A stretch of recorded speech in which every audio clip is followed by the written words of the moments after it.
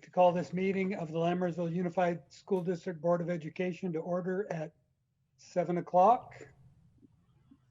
If you'd all follow me in the Pledge of Allegiance.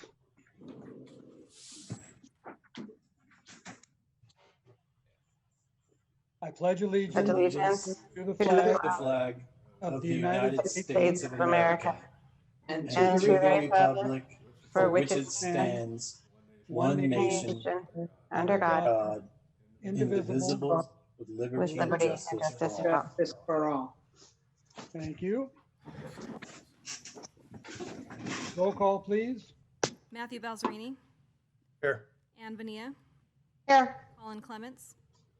Here. Sharon Lampel. Here. David Pombo. Here. Sanita Jithendra. Here. Approval and/or corrections to the agenda. There are none. Move to approve the agenda. Second. First and a second. Student preferential vote. Aye. All in favor? Aye. Aye. Opposed? The agenda is approved. Item 4, presentations. Dr. Nicholas.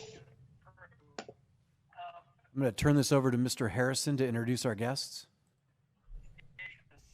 Thank you. Good evening, Board President Pombo, trustees, Dr. Nicholas. It's my pleasure to introduce Kevin from SPUR and Nate from Forefront to talk to you about a proposed solar project in Lammersville Unified School District. As a part of the Facilities Committee, we have discussed solar throughout Lammersville Unified School District to save the district money and be more fiscally conscious. They are here to present their findings and what a solar project may look like if it was so chosen in Lammersville Unified School District. Thank you.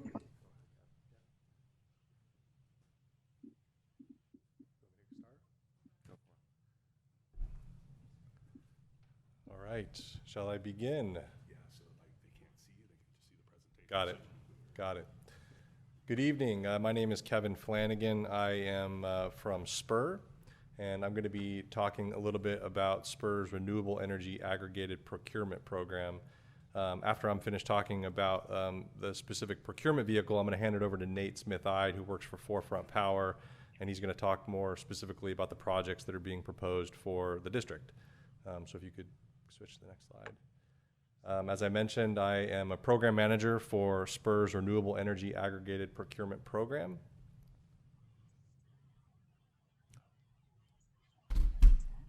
Perfect, thank you very much. So if you're not familiar, SPUR is a joint powers authority. We were actually formed by K-12 districts and community colleges in 1989. Our mandate as a JPA is to develop piggybackable buying programs to help school districts and community colleges reduce utility costs. So we've come a long way since our early beginnings. We now have 250 school district and community college members in our membership. We represent thousands of facilities across the state. And what we do is we aggregate our really big buying power and our internal expertise to put together buying programs that are piggybackable and help reduce utility costs. So we have various buying programs for things like natural gas, for LED lighting, telecom, and then of course solar and energy storage, which is the program that I work for. SPUR is a joint powers authority. We're governed by a board of public agency administrators. Any public agency can participate in our programs. Here is a slide. This is our board. These are all full-time CBOs, directors of facilities, assistant superintendents who are on our board. I put them in here because they're my bosses, and I think it's always important to give credit to your bosses. And you might know some of them as well. So in terms of what the REAP program is, kind of getting down to the specifics of solar and energy storage, it's a lot like our other buying programs, and then it aggregates our big buying power in the marketplace and our expertise to do 4 things. So number 1, what we want to do is streamline the solar buying process. So rather than running your own RFP, the district has the option to piggyback off of the RFP that we ran, which obviously streamlines the process for the district and helps you accelerate the adoption of a project, and also helps you capture incentives before they decline. Secondly, obviously what we're trying to do here is drive down pricing, which ultimately saves the district money, which is what these projects are really about at the end of the day. Number three, in addition to just pricing, these are fairly complex projects with fairly complex contracts. And so one of the things that I'm really proud of that we've done at SPUR is to really optimize the terms and conditions in the contracts themselves to kind of ensure that there's no gotchas or pitfalls in these contracts, and ultimately at the end of the day reduces risk for the district. And then lastly, we're big believers in transparency. Obviously, all of our program documents, everything that we've ever done related to the program is publicly available. And just by making things available to the public, we believe that it makes the marketplace that much better.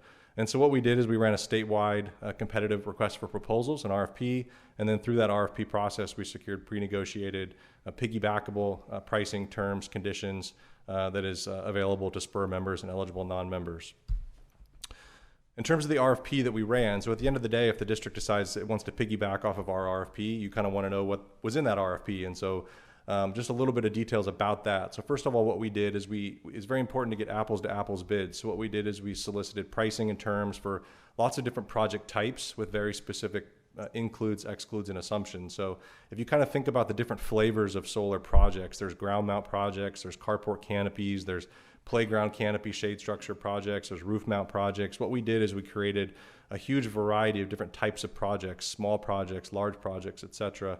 And then we made the bidders bid on those different types of projects. And like I said, with very specific inclusions, exclusions, and assumptions so that we could get apples to apples bids. The RFP scope of work included solar PV, energy storage, as well as EV charging stations. We were really happy. We actually partnered in the RFP with Fresno USD. So we took our really big buying power and their really big buying power, obviously. We had proposals from 8 different vendors. So we had a great response. All the major vendors that really do solar for school districts and community colleges responded to the RFP. There's obviously tons of solar companies out there. There's a smaller universe of companies that do projects for schools. And they pretty much all responded. Through that process, using a best value criteria, we selected Forefront Power, which is the company that Nate works for, and you're going to hear from him in a second. We, SPUR, entered into a master contract with Forefront Power, and that master contract essentially memorializes all the pricing, terms, conditions, pre-negotiated contract documents, et cetera, that are available to the district for piggybacking. And then importantly, in late 2019, SPUR took the opportunity to actually extend the master contract through the end of 2020. And through that negotiation process, we were able to secure even lower pricing and some better terms and conditions in the master contract. So I think it's important for me to kind of talk about why we, SPUR, the JPA, picked Forefront Power. So number one, they obviously had really great pricing and terms. They have a really experienced team that's built a lot of solar for schools and colleges across the state. They have a really strong and stable parent company. So this was important to us when we ran our RFP to have that kind of strong financial backing. I think it's even more important now in these kind of uncertain financial times.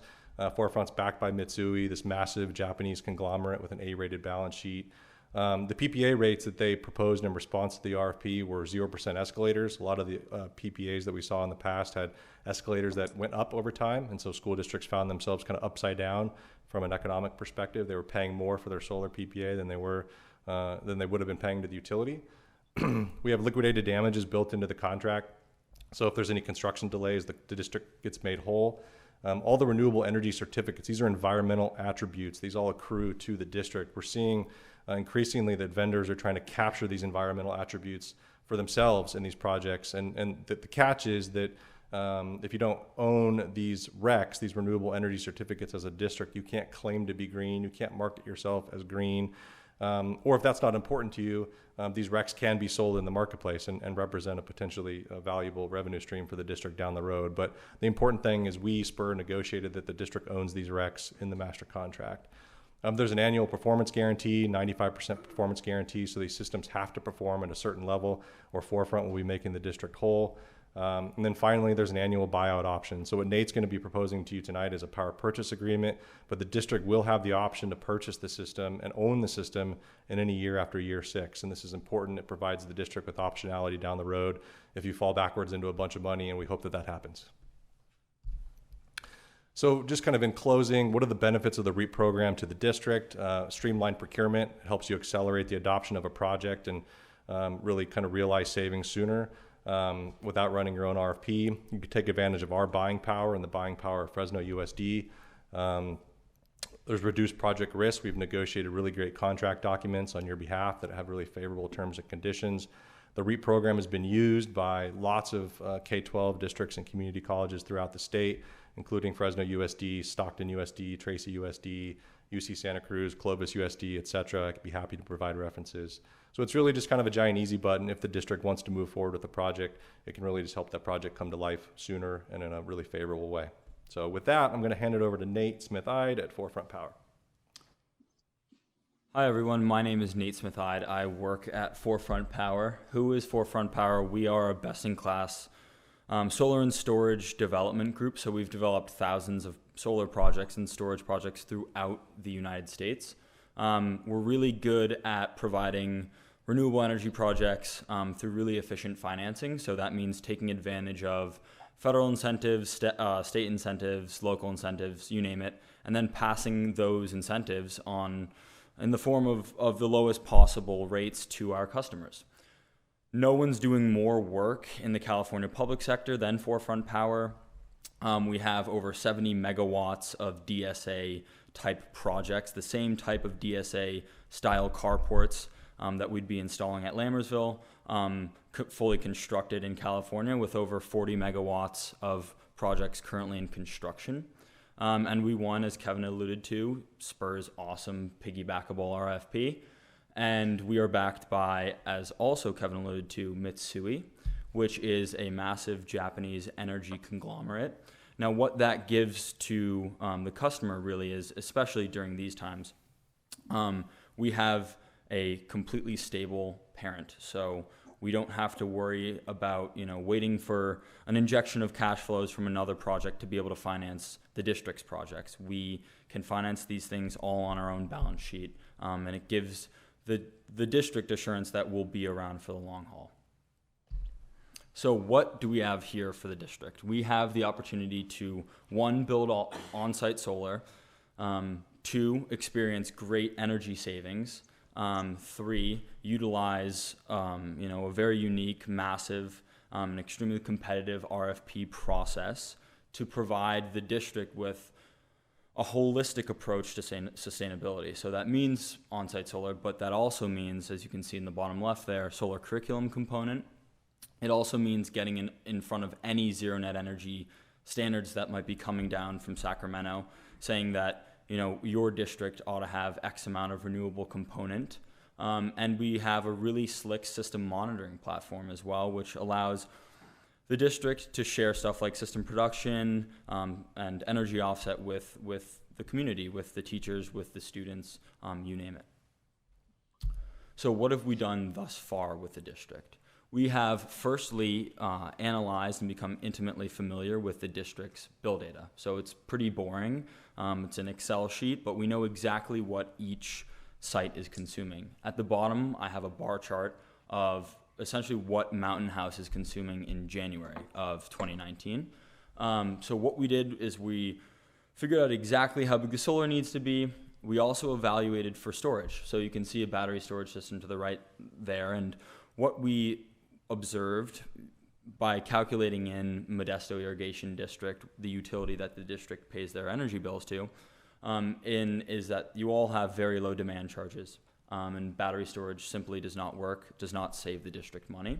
So the presentation here just proposes solar at each school. We then conducted a number of site walks. I've been on site personally at every single school. They are all beautiful. And we've worked with Jimmy over the last 6 or so months to discuss layouts, to figure out exactly what makes the most sense in terms of spatially orienting these panels. And we've gotten to a place where we're really proud and excited about the next step. The next step has to do with what procurement we're proposing today, which is a power purchase agreement. Now, the main points of a PPA, the main point to remember is that it's no upfront cost to the district, no use of bond funds. So what we do is we monetize that 26% tax credit that you can see in the bullet points. That tax credit is reserved for tax-paying entities. Lammersville USD is a non-tax-paying entity, and would thus, if you fund the system with bond dollars, leave that coupon on the table. What Forefront Power does is we monetize that 26% tax credit, we extract the tax gravy, and then we pass it along to the district in the form of the lowest possible PPA rate. In this case, lower rates than what MID is charging you today. It also allows you to have a completely flat rate. So the PPA is 20 years. For every single year of that 20-year contract, the PPA rate is flat. It is not escalating by any percentage. And it is a aligned partnership. So the solar projects are Forefront Power's assets. The only way that we make our money back is by you all, the district, buying the energy being produced by these systems. So we are thus incentivized to perform all of the operations and maintenance. It's not another thing for Jimmy and his staff to worry about. If an inverter goes down, if a panel breaks, we're out there making sure that these systems are producing more than they should be, on a daily basis, on an annual basis. And as Kevin had alluded to as well in his presentation, we provide a 95% performance guarantee. So that means there's a number in the contract that says if we don't hit 95% of what we say we're going to produce in any given year, we will true the district up for the more expensive energy you would then go have to procure from MID. So what do the actual site-by-site economics look like? And at a snapshot view, we see, if you follow me on the total row down there, a portfolio of about 2.7 megawatts. These are all canopy systems. These are all zoned in and around your parking lots. In year one, producing about 4.3 million kilowatt hours, which is offsetting approximately 80% of the district's entire energy usage. So you can see some differentials between energy offset. One that I would like to call out would be Mountain House High.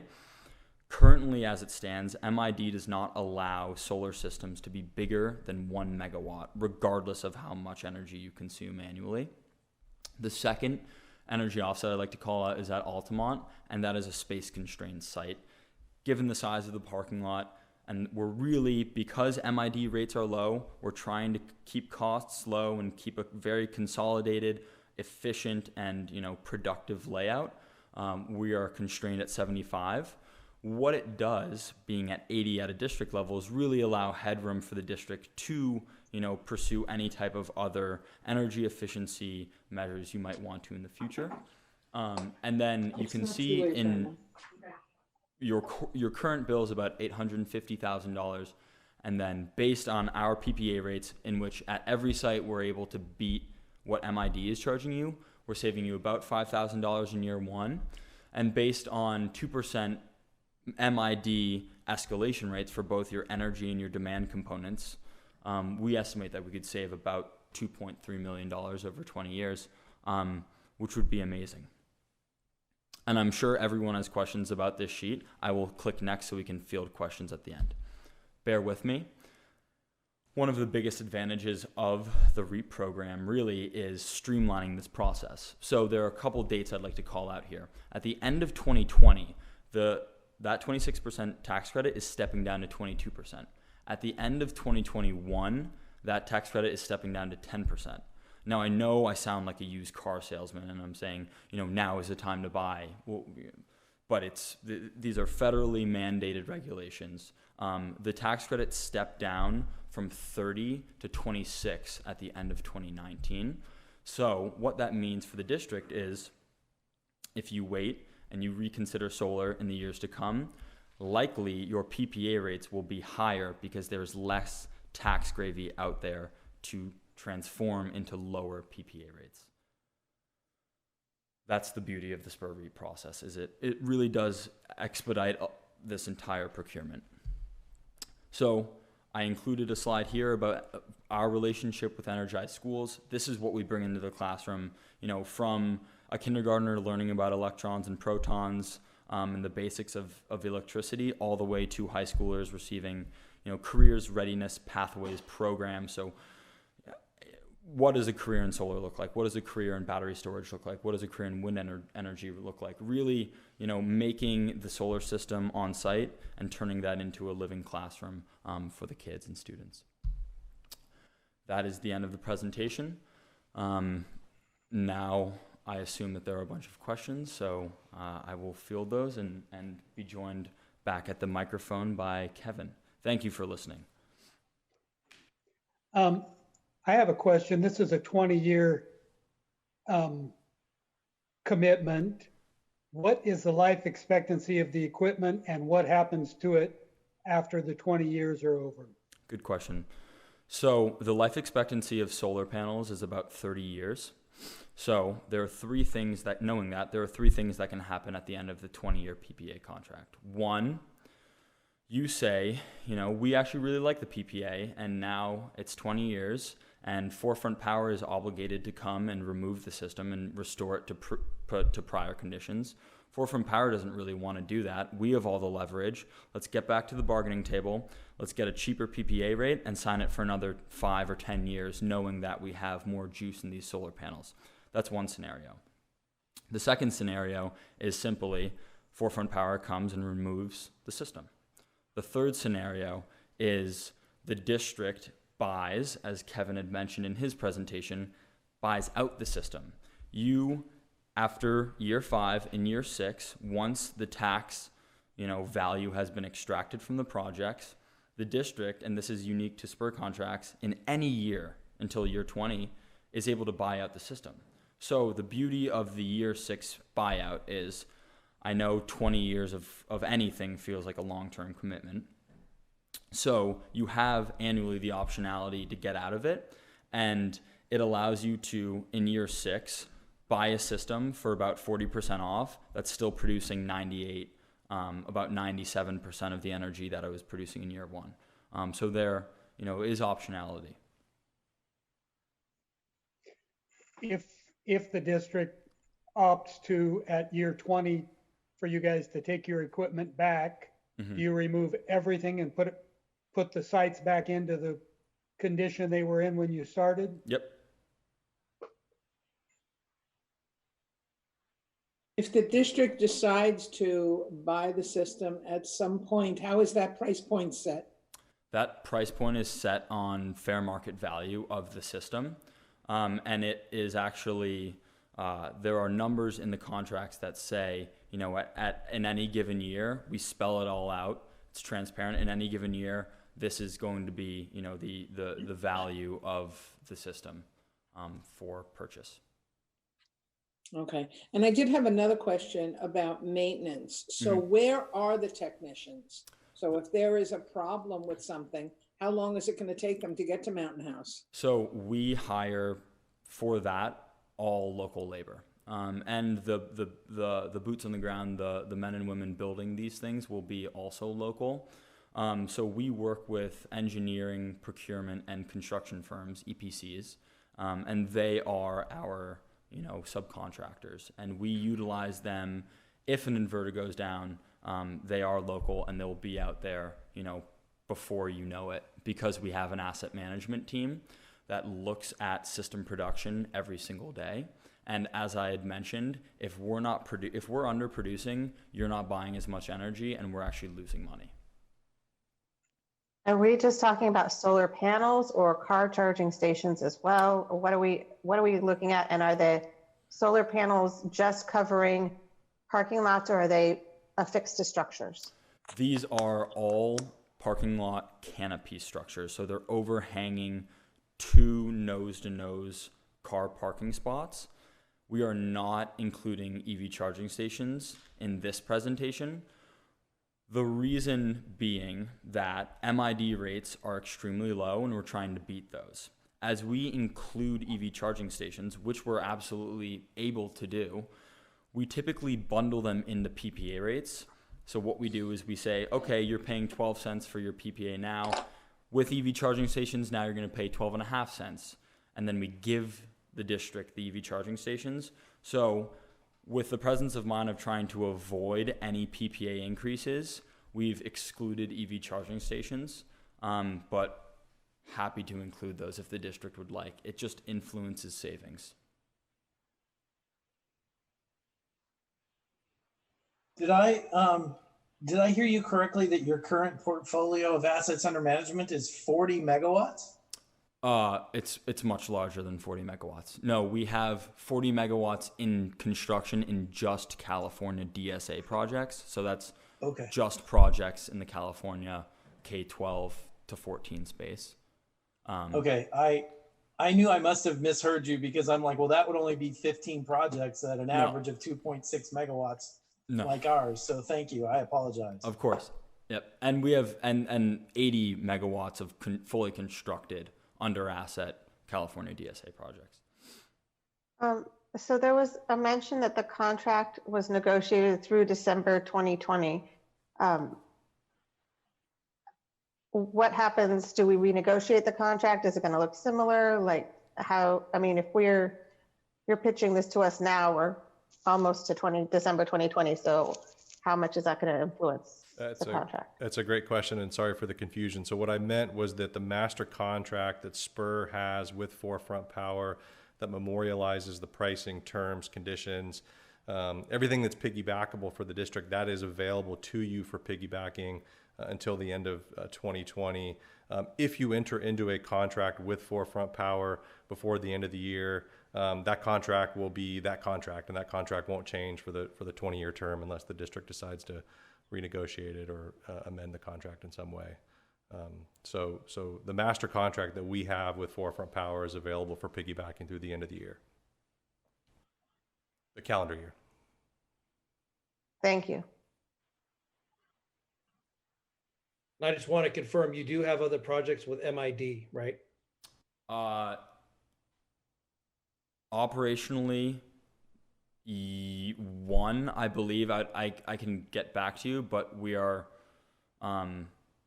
in the process of contracting more. We're working with the city of Modesto and some other local entities down there. Okay. The only reason I ask is I know on the residential side, people in this community I've heard have had issue with MID when it comes to solar. Mm-hmm. So I just wanted to confirm that you have already worked with them. We are very privy to what's going on at MID, and we work with them on I have a relationship on a monthly basis where we check in and we contribute to their solar program, which they're actually bolstering because they've received feedback, just as you had mentioned, from residents trying to, increasingly incentivize solar. But yeah, MID doesn't have as robust a program as PG&E.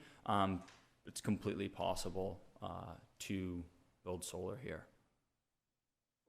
Thanks. Any further questions or comments from the board? I would just like to thank Forefront for the detailed responses to my questions that I asked at the facilities committee meeting.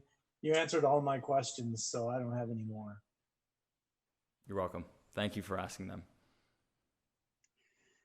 Thank you, gentlemen.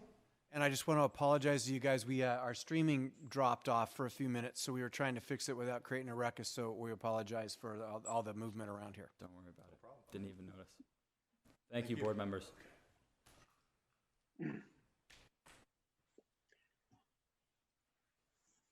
Moving on to governing board reports. Trustee Clements. Mr. President, I have nothing to report. Thank you. Trustee Lampel, I'll get you before I skip you this time. You're on mute, Sharon. Sorry about that. I have nothing to report. Thank you. Trustee Bonilla. Nothing to report. Thank you. Trustee Balzerini. Yeah, I actually have a lot to report. I just wanted to bring the board up to speed. I've been on Zoom calls constantly for the last three and a half months. We've been meeting with State Assembly, State Senate, and U.S. Congress. As you know, for CSB, I represent Amador, Calaveras, Tuolumne, San Joaquin, Stanislaus, and Merced counties. So we've been dealing with legislators from all those areas. And these legislators have been asking what they can do for districts, what the school community is looking for. And in my communication, I always, of course, speak on behalf of our district. And the big thing is the ADA calculations as far as hold harmless versus enrollment. I had a conversation with CSBA. Dennis Myers called me up and he goes, well, our lobbyists have reported that they've heard multiple times about hold harmless, so we know that you're in their ear. So it's a good thing. At least the message is being delivered. And I've also been telling these legislators and their staff that we need to take a realistic approach when we return. And I've received emails from the community. I've seen all these Facebook posts that are going around, and I know we're going to have more discussion on this. But I'm very frustrated with the government. I think that I understand that there's a lot of unknowns when it comes to Corona. But when we start talking about kids, we got to get them back. We got to get back to some sense of normalcy. We need to provide an environment where they can learn and socialize, and the least restrictive environment possible when it comes to PPE. I don't think that telling a second grader to wear a mask all day is realistic. I just don't. And there's a lot of unknowns. I've personally have gone kind of full circle because I work in emergency services. I've seen a lot of patients that are suffering from COVID or Corona or whatever we're calling it today. But I do think that there was a large overreaction. I'm interested to see what happens in 2 weeks, because hundreds of thousands of people were out protesting, not using social distancing, and a lot weren't wearing masks. So if there's not a huge uptick in numbers, I think that we as a board need to have a very different conversation. And that is kind of what I've communicated to a lot of our folks in local government. The governor's made a statement that the state is procuring PPE for our use. Dr. Nichols, can you confirm that they've procured it, but we still have to pay for it? Have you heard that? I've heard that said, but I have not received any documentation from the governor that says that we have to pay for it. But I have heard that on more than one occasion. Okay, as I feel it's very misleading, and I've told our legislators that is, hey, it's kind of, you're telling the public that it's being provided, but it's really not. We're still paying for it. It's still a hardship on our district. And I think that we really need to take into consideration, because personally, I feel like the cure has been worse than the disease, honestly. This economy is being killed. What's happening to these young people is unacceptable. And I think that as a board, we really need to be smart about coming back to school. I know, Dr. Nichols, you have more to say on this, but I at least wanted to put out there what I'm dealing with conversations with our legislators. And I'll say that last week I had a conversation, and a school board member from Calaveras County brought up the fact that their insurance carrier said that if they do not follow all of the recommendations made by the county to the letter, their insurance carrier will not cover them. So we need to look into that. And I think that's it for now. Thank you. Thank you, Trustee Balzerini. And I would like to thank you for the work that you do on behalf of our district and our region with CSBA. I know that's a lot of work you put in contacting legislators and the like on our behalf. And I, for one, truly appreciate it. And now, Madam Student Trustee, you're used to being first, but you're last today. If you've got a board report, please go ahead.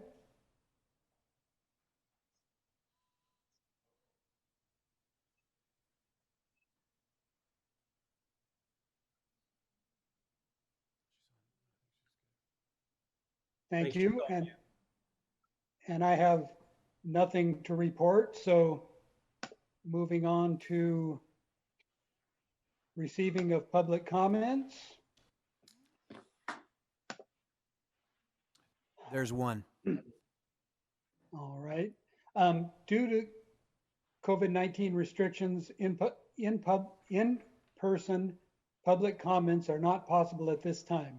Persons wishing to make public comments may use the virtual speaker card that is linked from the agenda, and your comments will be read during public comment portion of the meeting or at the appropriate time during the agenda. Dr. Nicholas informed me that there is one public comment, so if he would go ahead and read that for us at this time. Yes, we received a public comment from April Rudish about distance learning for the 2020-21 school year, and it reads as follows, quote, "Can you please confirm LUSD will offer 100% home-based distance learning option for the entire duration of the 2020-2021 school year? And if so, will there be eligibility requirements other than just being a student within LUSD?" End quote. Thank you. I would like to direct Dr. Nicholas to respond to that question, or at least communicate with the lady that brought it to our attention. Consent items for consideration: governing board meeting minutes, the regular meeting of June 3rd, ratification of budget revisions, warrant lists from May 1st to May 31st, contracts under $50,000, ratification of salary adjustments, ratification of resignations, and ratification of retirements. Would anyone like to pull any of those items for further discussion? Do I have a motion? I'd like to comment on one. Yes, go ahead. It doesn't make sense that we're increasing the salary of a position before the job description was actually approved. So it took CSEA, their 610 process, a ridiculous amount of time. You all know I've been in school district HR for 20 years, and I've never heard such a hoopla over where something is signed. Our president decides where we're going to sign it, and then it's done. So I certainly hope this is never going to happen again. This is kind of a public message out to CSEA that, I don't know, I'll step out there and say, this is beyond ridiculous, CSEA mothership. This is not our local folks at all. This is the offices, I'm assuming they're in Stockton. And what they have done that we have corrected in a bad time to be correcting it is they have harmed their own members. To me, that is unacceptable. And if I were the president of our local CSEA chapter, I would tell them that we were pulling out. You don't do that to your own members. Thank you for giving me that time, Mr. President. Thank you. I'll move to approve consent items for consideration. I'll second. Thank you. Student preferential vote. Aye. Thank you. Having a first and second, all in favor? Aye. Opposed? The consent items are approved. And there are no names to read tonight. Yes, ma'am. District administration reports. Superintendent's report. Dr. Nicholas?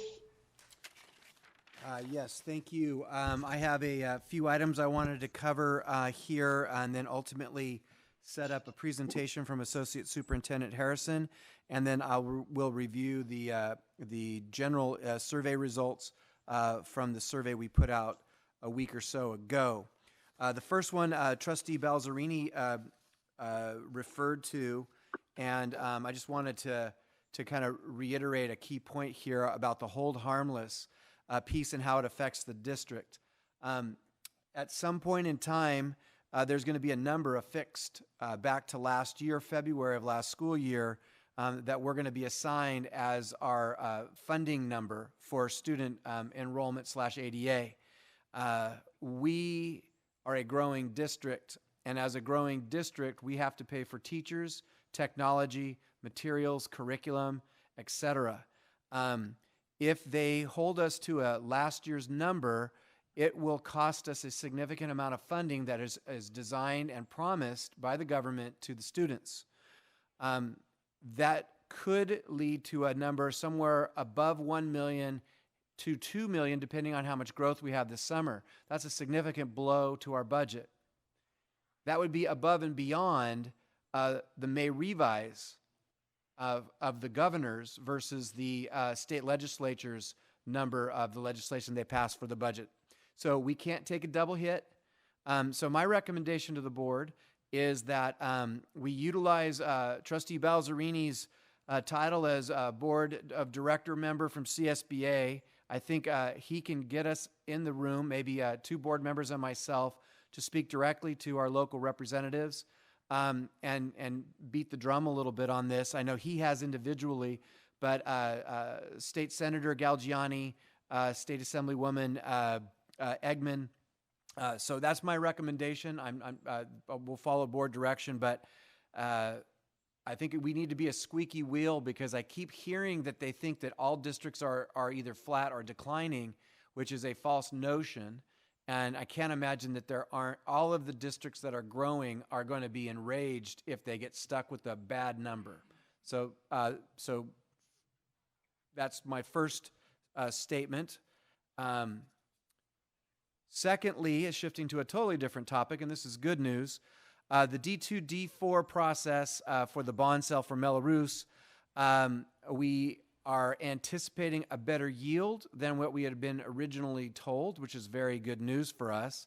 The ultimate bond sale will happen at the middle of next month, but I can tell you that what we anticipated around $3.75 million to apply to a construction contract will come in at approximately $5.5 million.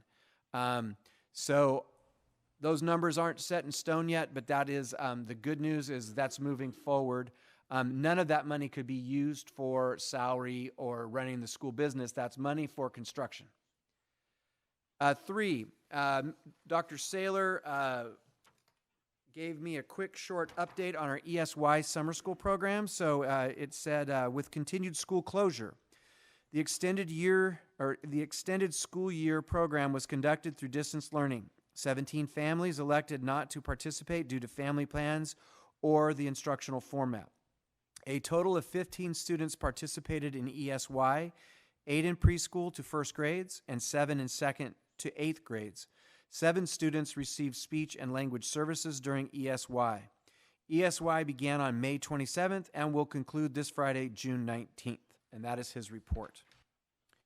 I also wanted to inform the board and community that we received the County Office of Ed in partnership with the San Joaquin County of Public Health, and in particular the public health official, released their guidelines for opening schools. It's a multifaceted, multi-page report. What's important about that is that it is directly aligned to the California Department of Public Health guidelines, which are forming the backbone of the flow of information from the state to the county to the county superintendent of schools, county superintendent of schools to each school district in the county. We also have received other guidelines. There's multiple of them. There's the CDC, the CDE, CSBA, AXA, and others. Based on the meetings that I'm sitting in, it's my recommendation that we use as the cornerstone guideline, the public health guideline. We have direct access to the San Joaquin County health official, and I think that's the best means of us going forward in our organization of logistics and management of the school year next year. Dr. Nicholson, ask a quick question. Yes, sir. Yes. Is there any funding tied to that by chance with those recommendations? Trustee Balzerini, I'm going to take you literally, and I appreciate the sarcasm in your voice. At present, there is an unfunded mandate expression that is monumental and non-inspirational. I would just like to take a moment to say that I am completely in favor of your idea of meeting with our legislators. And if Trustee Balzerini would like to use his contacts through CSBA to set up meetings, I will be happy to be wherever I need to be, whenever I need to be there to join you gentlemen in these meetings. I'd also like to add something, just for the public, those guidelines that Superintendent Nicholas was just rattling off, a long list of guidelines. And they are just that, they are guidelines. They are not mandatory by any means. And each district decides, as Superintendent Nicholas just said, what is best for our district. So I wouldn't want anybody to go out and say, okay, I looked at guidelines from some other county and you're not doing that. They aren't, none of them are mandatory. And we're going to stick with our San Joaquin County Health Department, as Superintendent Nicholas said. Thank you. And then just to value add on Mr. Pombo's statement, my experience with the state officials, though I personally have known Assemblywoman Eggman, we lived in the same neighborhood when I lived in Stockton, very nice person. I have never, I don't think me showing up with a smile on my face is going to be good enough. So I think the access point from Trustee Balzerini is going to be necessary. Okay, and now I'm going to make a statement, and then I'm going to turn it over to Mr. Harrison, who's going to give a detailed explanation, and we're going to start talking about what school could look like next year, the models that we're investigating. But I think it's time that we had a bit of a conversation as a board, and then ultimately the board and the community. We sent out a survey last week, and we got great results for a survey. It's unbelievable results. So we have 3,800 families, and we had about 1,900 responses. So that's 50%. That's unbelievable. And in terms of getting general information from the community, I think it met our needs. However, as we make real recommendations and invest real taxpayer dollars and take our cadre of workforce and divvy it up to chunks of kids doing high quality education, we need a significantly higher level of feedback. Because the reality that we're walking into is we're going to move from the theoretical, great ideas, what's out there, what are other people doing, to the practical is what can we do and what can we do best, to the applicable, which is what's going to work best for most of our students. And as we make that move, we are going to reach out school site by school site and do a second study and drill down, because when I present the survey results, you'll see that it's approximately 50-50 out there where people are at. But if you only get half of the people, 50-50 represents 25% and 25%. And I don't want to make a recommendation to this board that is wrong, because we didn't do everything we could to hear all the information and get all the details we need. So in doing so, our goal is to create optimal models. This team, this leadership team, the guidance of the board, we can do anything. And any model that we decide we want to do, we'll do well, we'll roll it out well, we'll make adjustments along the way, and kids will be taken care of. But not every model meets every chunk of kids. And so we have to get that feedback. And when we decide the model with the chunk of kids that we anticipate and the process that we run to place kids into models, we're going to do a very good job. But we have work to do to get information from the community to us, to the board, in the models that we're going to propose. And so ultimately, these models, they have to be implementable. It has to work in our district. It has to work with our organizational limitations and all the great things that we can do. And it has to meet the budgetary realities that we face. We still don't know how much money we have to run the district next year. So we are going to do an excellent job with the decisions that we make when the direction's given by the board and the team is set to work. However, we need more feedback from the community, and we are going to do an excellent effort to reach out school site by school site to gather that information. But people need to understand that if we don't get all the things we need, major impacts can happen to our culture. One, teachers could be moved school site to school sites. Students could be moved school sites to school sites because numbers have to be balanced out. Loss of school residents in the village you live in could happen to students, and families could be split. It's a possibility. There's going to be two operational fronts moving concurrently. There could be limitations to extracurricular opportunities. There could be programs that we have to cut. There has to be, all of these things have to be figured out within models. And here's another one. It's possible that if we don't have large populations at the south part of the district's schools, Hanson and Cordis, we might consolidate and move the kids into one school and run the Cordis as our distance learning or virtual learning academy. All of these things may or may not happen, but we won't be able to provide the board and the community models until we get better feedback. So I want to thank the community for their feedback. As a general survey, it was excellent. However, we're going to bring forward the best models that the best work of the district, and we don't have enough information yet. I'm going to turn it over to Mr. Harrison, and he's going to go into details about logistics and about overarching models to begin a dialogue with the board and community. Thank you. Thank you, Superintendent Nicholas. Board President Pombo, trustees, Dr. Nicholas, thank you. Before I start this presentation, which we're calling Reopening of Lammersville Unified School District Schools, an overview, by no means is this everything and all the planning that we're doing to move into the 2021 school year. But this is an overview and a look at the things we have been doing, continue to work on, and what we're looking to move into in the future. And the decisions and the actions that we're taking are, as Dr. Nicholas stated, are with guidance from the county Public Health and the County Office of Education.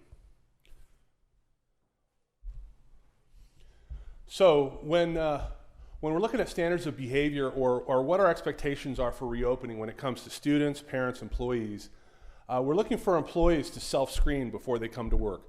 Do they have any conditions related to COVID-19? Do a self-evaluation before you leave the house. We also are looking for parents to screen the child prior to daily school attendance. Before they send their kids to school, do their kids exhibit a temperature of 100.4 or higher, or any of the other symptoms that we're all very familiar with at this point. Social distancing. We need to train our parents and our students and our staff for that matter that social distancing is appropriate. Before or after school, recess, during PE, passing, lunch, in class, all those times we have to provide for each other by providing a 6 foot distance. Now, can we always do that? No. We may have situations where we cannot do that. And at those times, maybe the use of a mask is appropriate. Maybe we need to have students wear a mask when they cannot social distance.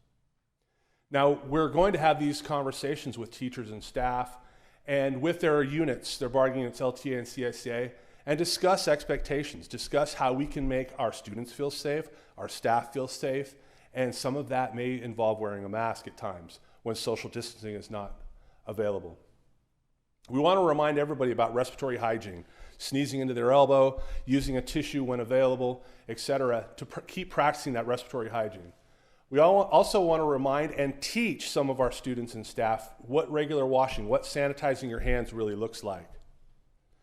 And communication with our parents during this time is very important. Not only are we going to have to communicate with our parents, but we're also going to have to kind of train them in, this is how you prepare your child to come to school in this atmosphere. So sanitation and safeguards, staff and student safety. For the last 6 weeks or so, I've been hosting a PPE working group, which is a group of representative members of our school district. An LTA representative, a principal, and staff, both district office staff, classified staff, and nutrition services. And what we've been doing is we've been reviewing guidelines from the CDE, from the CDC, and all of the other letter abbreviations that we've been working with when it comes to what we need to do to address COVID-19 and returning to school. So we've looked at cleaning schedules and frequency. We've developed videos for not only staff, but for the public to see what it looks like when we appropriately clean a classroom or a facility. We also have created sanitization videos where we can show younger kids what is proper hand cleaning, How do you use a mask appropriately? How do you use gloves appropriately if you're a staff member and you are using gloves, let's say in the kitchen area? And then also we are providing a video montage of what safe food preparation looks like, because parents are sending their kids to school and many of them buy lunch. If I'm a parent, I'm asking myself, what does that lunch look like? How is it being prepared? We have a video that will reveal to parents what it's going to look like and how safe our production is. The other thing that we've talked about is, what does every learning space need when it comes to this new era? And we've talked about hand sanitizer in the classrooms, the ability to wash the hands in the classroom, cleaning classroom spaces on a regular basis more than one time a day. And we've also talked about how do we optimize staff time, and how do we make sure that we have enough staff time to complete the necessary cleaning. So as this group has met, we've talked about staff processes, reopening of schools, time efficiency, and visitor limitations. At the moment, we do not allow more than one visitor in our office at a time, and that may continue into the school year. But we've talked about adding more office safeguards for our employees, plastic screens. All the offices now have hand sanitizer on the wall, but things of that nature to keep our staff safe when a visitor comes to the campus. We've also talked about limiting visitors to the campus that come onto campus proper during this time. So I'm going to talk about some models, some potential models that we've talked about as a group, and what it may look like when school starts, when we're talking K-8 and high school. But I want to be very clear, the final model will be based on a number of students. We can talk about various models for hours, but we won't know what model we're going to need until we know what students and parents, what their requisite needs are to return to school. So TK, what might school look like? So when I say regular, I mean regular school with all of the cleaning and all of the additional safety practices that we would have in place. What does it look like? It could be a modified entry, modified lunch, where we have cohorts of students grouped and they strategically eat lunch in designated areas on the campus. It could mean distancing in class halls and recess, etc. A staggered exit time for the different grade levels. It would be similar to the common school day where you meet 5 days a week, but we'd have these safety procedures in place during the school day. There's been talk about a hybrid schedule. Now, hybrid has a multitude of meanings. It could be an A-B schedule, meaning that half the kids attend school on Monday, the other half attend school on Tuesday, and then again on Wednesday and Thursday, and every other Friday. It could mean that you have half the students attend school as an A group in the morning, and the other half attend as a B group in the afternoon, and you work that through. The whole idea with the hybrid schedule is you have smaller groups of students or smaller cohorts of students working together and not intermingling or mixing with other groups of students. So the hybrid schedule would also include a modified entry. You would have smaller cohorts of students, modified lunch again, distancing again, staggered exit. And half the work would be done at school and half the work would be done at home. So it would be kind of a blended model. Now, when we talk about modified lunch, I'll expand on that a little bit. Right now, if you're a student going to Bethany, there are 3 lunches with about 300 students. We may need to change to 5 lunches, or we may need to change the 3 lunches to split in half, 120 students in the MPR and the other half of the student outside with a picnic lunch. So these are the things that we're considering when we talk about the different schedules for the K-8. Now, when you're talking about students and parents that would like their students to not attend school in person, there's a Lammersville Virtual Learning Academy, which we've been working on for weeks now. It's a rigorous online learning, teacher-led with parent co-teaching. There'd be limited access to electives and limited access to extra and co-curriculars.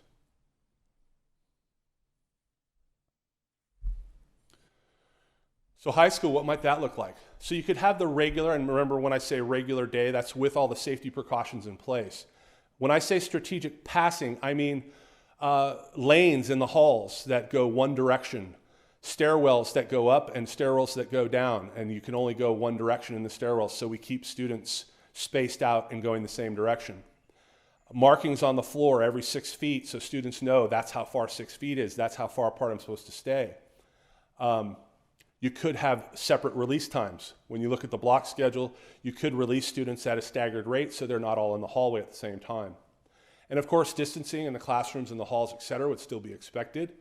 Modified entry, staggered exit, and this regular schedule is common to the regular school day. It'd be 5 days a week. When you look at a block schedule could be a schedule that is an A-B schedule, again, like the elementary. However, you could have an A schedule being Monday where you have 3 classes that you attend, and on Tuesday you attend the other 3 classes in a block nature. Now you may ask, what good is that? They're still going to school. Well, you have less passing and you have less contact with larger groups of students because you only pass 3 times in the day, including a lunch. So you'd have fewer group contacts in a day. Blocks could be anywhere from 90 to 120 minutes. You could stagger exit again with separate release times for students.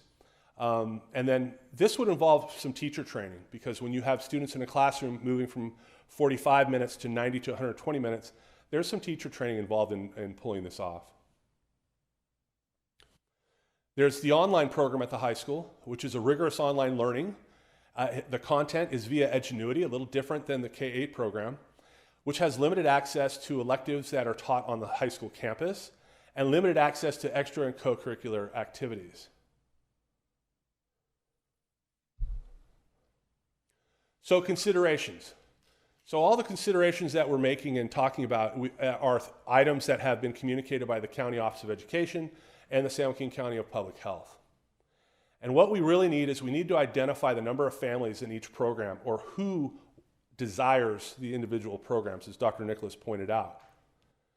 The survey results we gathered from June 10th through June 16th were very telling, and in some cases they were a little alarming because of the number of choices that were made in certain categories. Lammersville Unified School District has to be able to staff all of the options. And that staffing, not only do we have to consider the staffing of a unique program, but we also have to consider the staffing that you're pulling away from a site and how the students are being served that are going to that school site. There needs to be a clear understanding of the consequences of selecting different options. Teacher movement, student movement, loss of school of residence, split families, all of these things will occur depending on what program we offer. As Dr. Nicholas mentioned, Cordis could become the LVLA hub. One of the things that we've been considering is if there's a presumptive positive, could result in a transition to distance learning in one fell swoop, within hours, until a proof of negative or students no longer contagious. If that happens, we could have a whole class of students transition to distance learning along with their teacher if this occurred. So those are things that we're planning for. How does that transition work? How do we communicate to parents? And then how are we delivering that content for that occurrence? So as Dr. Nicholas pointed out, we're going to do a follow-up study, and we're calling it a study because that's what we need. We need to study what families need in our community, and we need to study what we can provide to our families in this community. I want to make very clear that the student population and what is chosen by the parents and the students of what program they would like to have in the fall is going to dictate how our numbers look when it comes to different programs that we can offer. So the survey revealed a few things to us, the last survey. 51% of families responded to the survey, so that was 1,900 out of about 3,800 families. 50% of the respondents wanted to have in-school learning with safety measures. 579 families of 1,131 families from the high school responded to the survey. So one of the things that we ask ourselves is, okay, so those families that did not respond, do they want to go to school like normal school occurred a year ago, or with the safety precautions? So this leads us to need more follow-up and maybe more participation. So really, in conclusion, we need more information with a sharpened focus to identify the optimal models that we can provide and implement to serve our community. Any questions?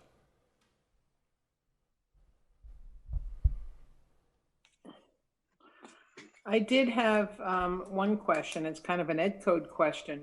So how do we limit parent visitors when the ed code gives them the right to visit schools? Is there going to be some kind of waiver on that? I wouldn't want us to get in trouble legally. Yeah, there are, I believe that if we are in a directive state from the Department of Health, we can limit visitors to our campuses. Okay, I mean, obviously we have to do it. I was just concerned because I do know the ed code affords them that right. It's also possible that we would do it like Costco does, where they'd have to line up 6 feet apart out the door, kind of thing. Yeah. Mm-hmm. Yeah. So thinking about staff, you know, there are some staff that have young children in childcare that they may have lost. Are we planning on offering any kind of childcare for employees that have young children that are not yet in school, who may not have any access to their regular childcare? We have not set up any plans to offer additional childcare more than what is offered in our community. We have 3 different groups that are offering before, after, and during school childcare in our community: the CDI and Montessori. Okay. And the irony is last board meeting, we were bringing forward a recommendation to open up the childcare facilities to essential workers. And in between the posting of the board agenda and the board meeting, they changed it and opened up childcare. So it took that concern off the table. Oh, okay, good. One of the models, because, you know, like you guys, I've been reading all this stuff and participating in conversations. So I've seen a model of, and this was specifically elementary, of students eating in their classroom. So they stay as a group all day long. So if one child is infected, that kid didn't go out to lunch. Only the children in that classroom were exposed. So in the article I read, they called them a bubble. I didn't like that, but there was this bubble of children that did everything together throughout the day. They went to the bathroom together. They were in the classroom together. They ate lunch in the classroom. Lunch was brought to the classroom, so they were not exposed to other groups of students. I won't use the word bubble. I think it's dumb.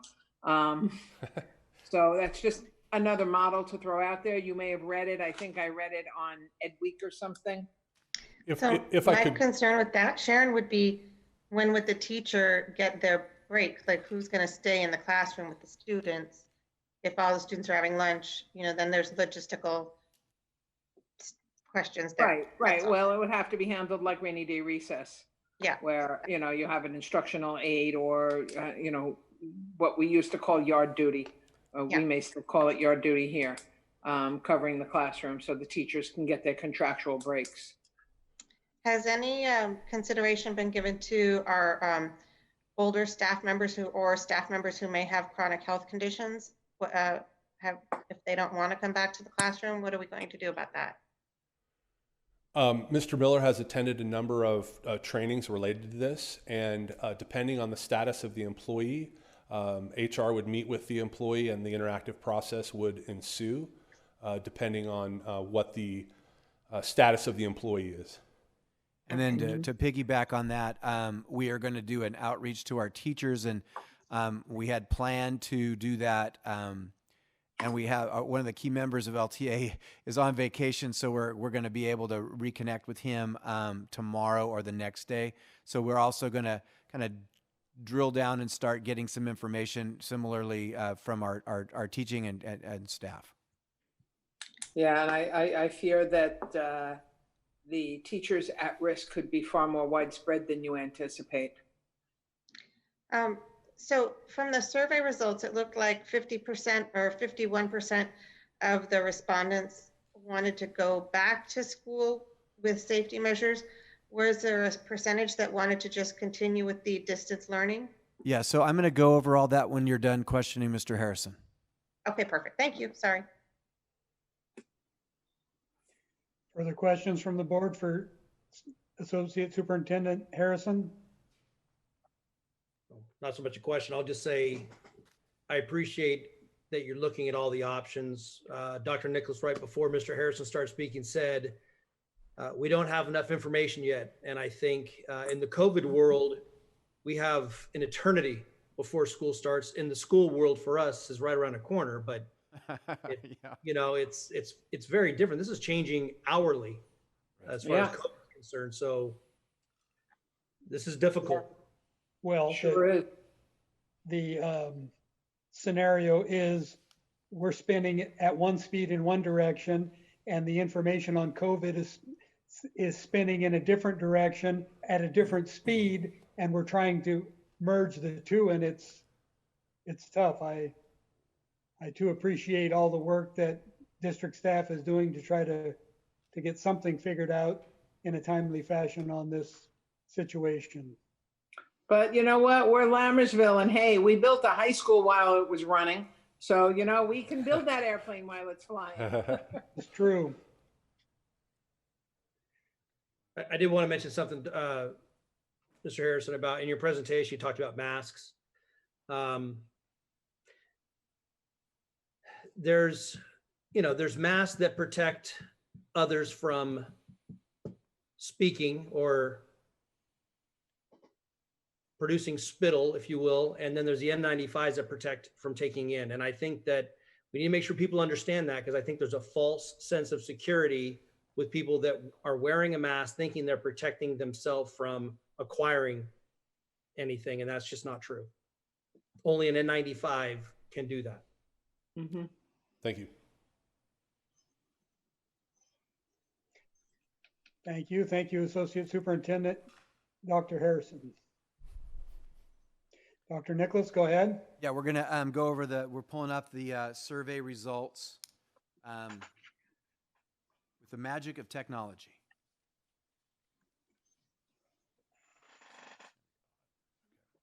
Okay, so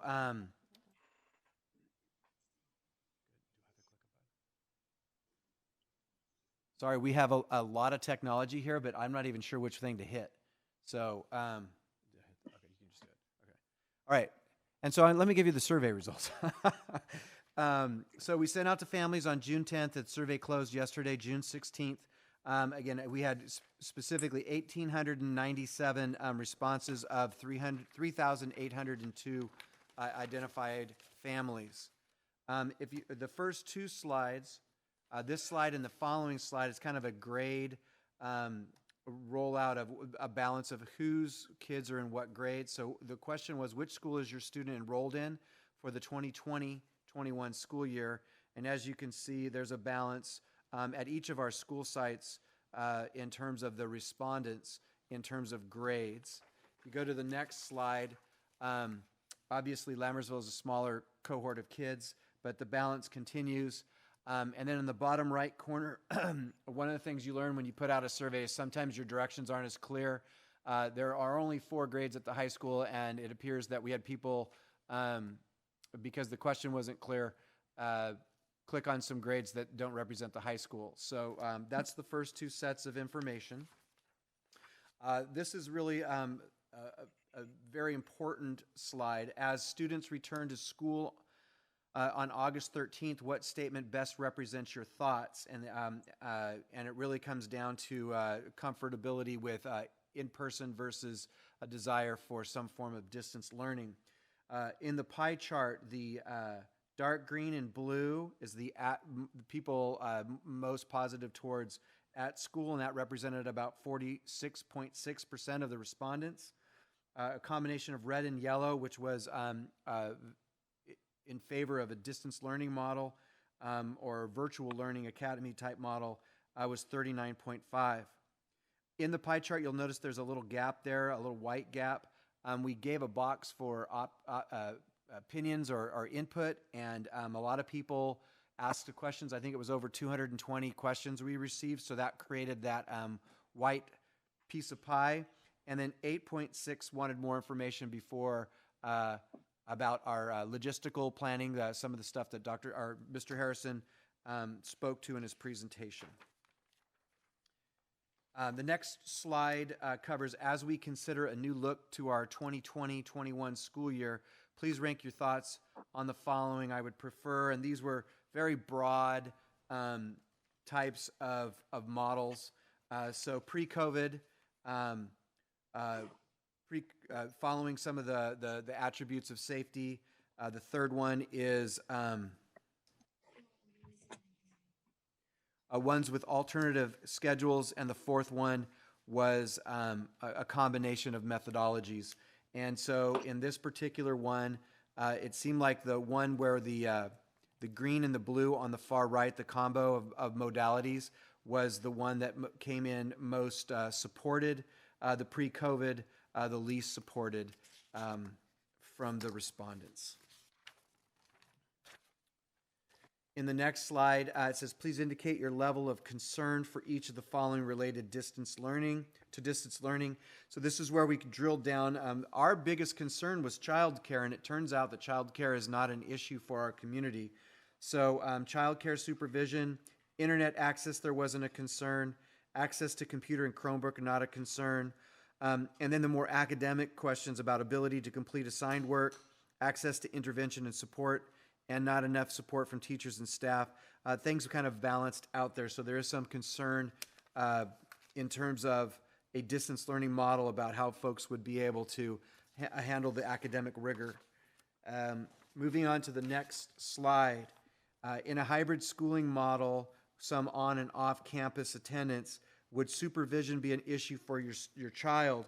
And this is, I will admit, I was completely wrong about this. I thought an exurb of the Bay Area, commuter parents, both family or parents working, that this would be a significant issue. But in these respondents, 93.7 would either difficult but could figure it out, possible, or their child doesn't require supervision. 93.7.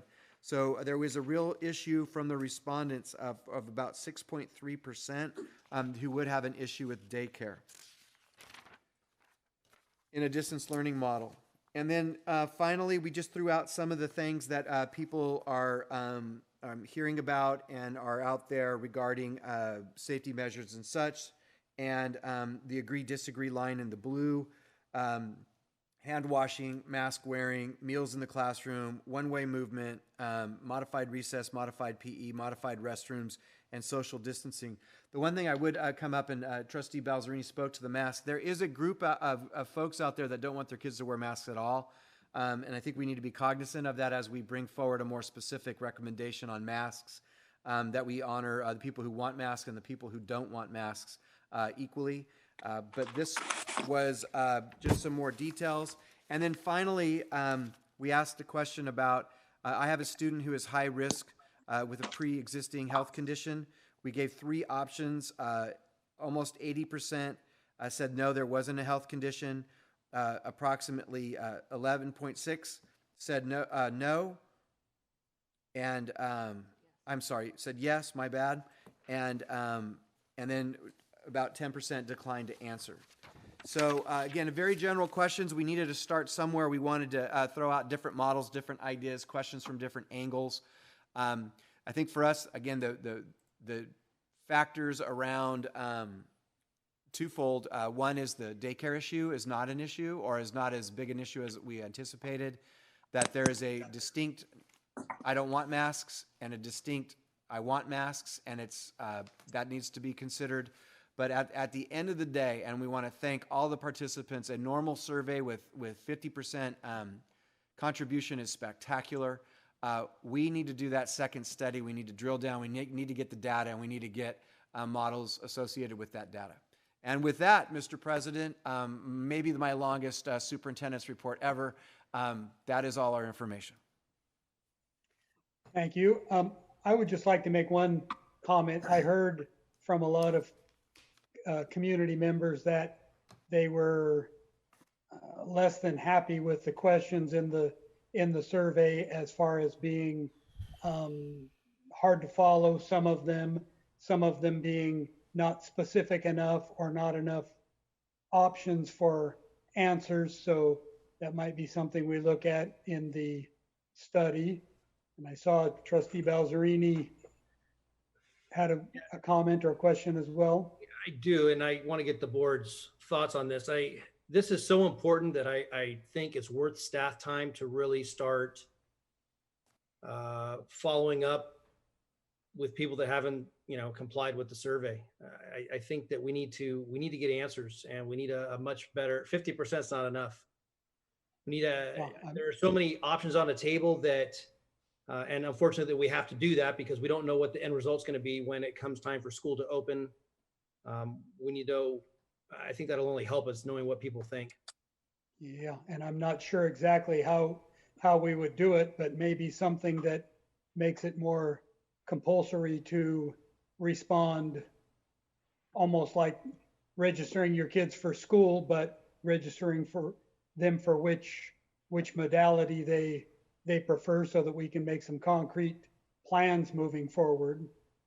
Well, I don't think we can really make it compulsory, but we could have staff from each school making phone calls, and just kind of urge people to answer the questions. I'd also like to remind people in the public that I feel like we've come full circle here. The school district does not check Facebook for responses. So all of that stuff on Facebook that I read, we don't know if any staff member at the school district is reading those, because that's not an official school district venue. Sharon, I couldn't help it. I went on there and said, just complete the survey.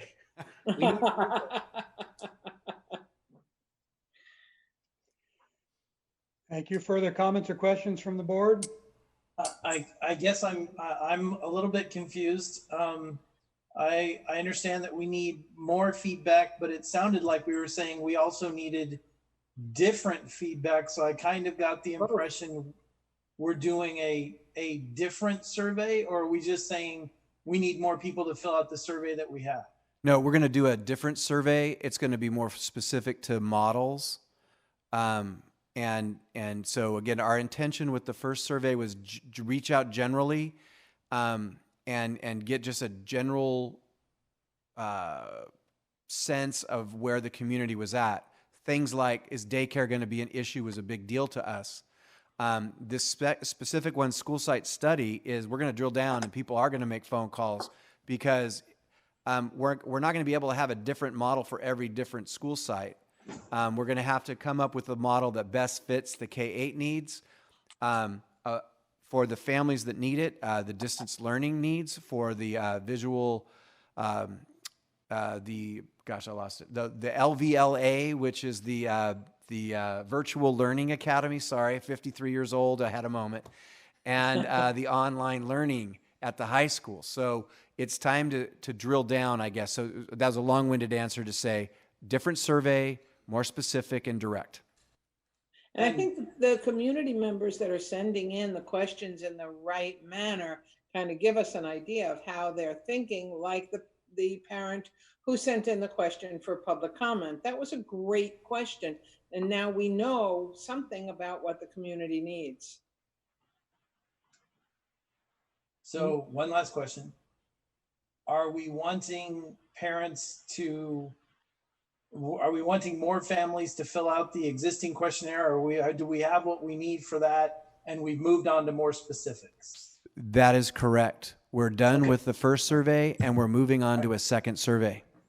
Just want to make sure. Sorry, I wasn't clear. And if I can just add, from my calls with CSBA, every single district that I deal with is doing the same thing. So I think we're definitely on mark as far as, the right thing to do. Thank you. Moving on to district maintenance and operations report. We have a special guest this evening. Hi, everybody. I'm back. Hello, Jimmy. How are you? I'm good. How's everybody doing? Hi, Jimmy. So I attended the Cordis PDC construction meeting today. Everything's progressing nicely at Cordis. The PDC is essentially complete. We started moving into the building last week. Some of the furniture arrived last Monday and Tuesday. We're waiting on a second load. It'll come in July. They plan to complete that installation when they do the furniture install at Cordis at the same time. The interior skyfold walls of the PDC is the one big item we're waiting for. They're coming this week, and installation is scheduled for next week, so that's good news. Grass on the JV baseball field is done. It was mowed today for the first time, so that's progress.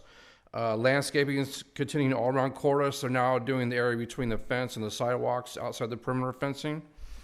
The seal coat and striping of the parking lot is scheduled for next week. And the punch list walk happened today for B, C, D, E, and F buildings, the last remaining 5 buildings. And the furniture recorders is coming on July 13th. It'll take them about 2 weeks to assemble and load the classrooms. Well ahead of schedule. Summer deep cleans continue all sites. We check out the sites daily. They send us a weekly report every Friday, and most sites are pretty far ahead of schedule. There's only 1 or 2 sites I'm kind of concerned about, but everything else is going well there. The maintenance staff, we're still focusing on work orders. Our current work order count's the lowest has been in a couple of years. We're still pushing the guys to get that even lower before school hopefully starts in August. The question came up to me about what kind of filters we use for our HVAC units. We use MERV 13, which is a high quality 2-inch pleated filter. It's recommended for schools by the EPA. That's what we use. We've been doing it since I've been here. Staffing update, we were unable to find a lead custodian for Altamont, so we're still talking options, what we want to do there. And we still have 2 openings at the high school. And that's all I have. Happy to answer any questions. Questions or comments from the board? Thank you, sir. Y'all take care. Thank you. Thanks, Jimmy. Moving on to item 9, action items. Item A, consider approval of 2020-2021 inter and intra-district transfer requests. I'm assuming there's no staff report. Do I have a motion? I'll move for approval of the 2020-2021 Lammersville Unified School District inter and intra-district transfer requests presented herein as of 6/5/2020. I'll second. First and a second. Madam Student Trustee, preferential vote? Thank you. Having a first and second, all in favor? Aye. Aye. Opposed? Motion carries. Item B, consider approval of the 2020-2021 Lammersville Unified School District California Interscholastic Federation CIF representative, Mr. Ben Faubert, and alternative representatives, Mrs. Athena Duran and Mr. Guadalupe Galindo. Staff report? We recommend approval of this list of CIF reps. Thank you. Do I have a motion? I'll move to approve the 2020-2021 Lammersville Unified School District CIF California Interscholastic Federation representative, Mr. Ben Faubert, and alternative representatives, Mrs. Athena Duran and Mr. Guadalupe Galindo. Second. First and a second. Madam Student Trustee, preferential vote? Thank you. Having a first and second, are there any further discussion? All in favor? Aye. Opposed? Motion carries. Item C, consider approval of COVID-19 California Department of Education CDE operations written report. Staff report? Yes. We made the amendments from the last board meeting's first read where we added enrollment. Oh, I'm sorry. For a second there, it went off my screen and I was going by memory, so I apologize. A directive came from the state and we had to have a COVID-19 response attached to our LCAP, and we recommend this because we met the requirement. Any further discussion by the board? Do I have a motion? Move to approve COVID-19 California Department of Education CDE operations written report. I'll second. Thank you. Having a first and second, Madam Student Trustee, preferential vote? Thank you. Further discussion by the board? All in favor? Aye. Opposed? Motion carries. Item D, consider approval of Governing Board Resolution 19-20-31, state education funding in light of impacts associated with COVID-19 pandemic. Staff report? Yes, this is the resolution I was just referencing. We made the amendments from the previous board meeting where we took out Title I funding and we added enrollment-based funding. Thank you. Discussion by the board? I'll move to approve the, oh, I'm sorry. I'll move to, never mind. Move to approve Governing Board Resolution 19-20-31. Thank you, State Matt. education funding in light of impacts associated with COVID-19 pandemic. I'll Second. second. I don't know what. Colin beat you again, Sharon. Having a first and second, is there any further discussion? Madam Student Trustee, preferential vote? Thank you. Having a first and second, all in favor? Aye. Aye. Opposed? Motion carries. Roll call, please. Matthew Balzerini, Aye. Colin Clements, Aye.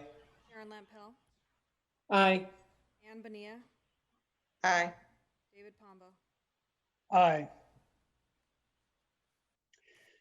Item E, consider approval of Governing Board Resolution 19-20-32, federal education funding in light of the impacts associated with the COVID-19 pandemic. Staff report? Yeah, we made the same amendment to change out Title I funding and apply it to enrollment. You. Further discussion by the board? I'll move for approval of Governing Board Resolution 19-20-32, federal education funding in light of impacts associated with COVID-19 pandemic. You? Second. I think Ann got that one, but I'm not sure. Having first and second, any further discussion by the board? Madam Student Trustee, preferential vote? Thank you. Having a first and second, all in favor? Aye. Aye. Opposed? Motion carries. Roll call, please. Matthew Balzerini, Aye. Colin Clements, Aye. Sharon Lampel, Aye. Ann Benia, Aye. David Pombo. Aye. Item E, consider approval of governing, no. Item F, consider approval of Data Path Management IT service agreement for the 2020-2021 school year, total cost of $96,000. Staff report? Data Path, upon approval, will manage our network and our voice services. It's an important service in our district. Thank you. Further discussion by the board? I'll move to approve the Data Path Managed IT Service Agreement for 2020-2021 school year at a cost of $96,000. Second. Thank you. Having a first and second, any questions or comments by the board? Preferential vote, Madam Student Trustee? Thank you. Having a first and second, all in favor? Aye. Aye. Opposed? Motion carries. Item G, consider approval of 2020-2021 Lammersville Unified School District Facilities Use Rental Policy Handbook. Staff report? Yeah, so we update this annually, and I believe the only changes to the handbook are fees associated with compensation increases for our employees. Is that correct, Mr. Harrison? That is correct. Thank you. Move to approve the 2020-2021 Facility Use Rental Policy Handbook. And I'll second. Thank you. Questions or comments by the board? I would just like to thank the Facilities Committee for all the work. I realize this year there weren't a lot of updates to the policy, but I thank the committee nonetheless. Having a first and second, Madam Student Trustee, preferential vote.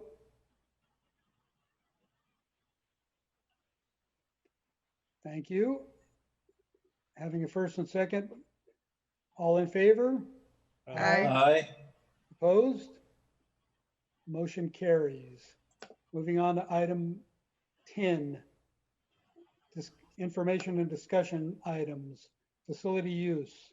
Staff report? Yeah, I'm going to ask Mr. Harrison to speak to this. He was requested by the board to reach out to the CSD staff and bring back information regarding the pool program. Thank you. Board President Pombo, trustees, Dr. Nicholas, thank you for having me. So I have reached out and actually done some homework to try to discern whether the pool programs are starting up in our county. And what I've discovered is direction from CIF and county health is they are releasing some pool use for swim teams. However, the limitations is one individual per lane, which doesn't allow for very many people in a pool at a time, and obviously social distancing on the deck, which would not allow for many individuals to participate. There has been no release of community pool use, which is what the CSD really is using our pool for.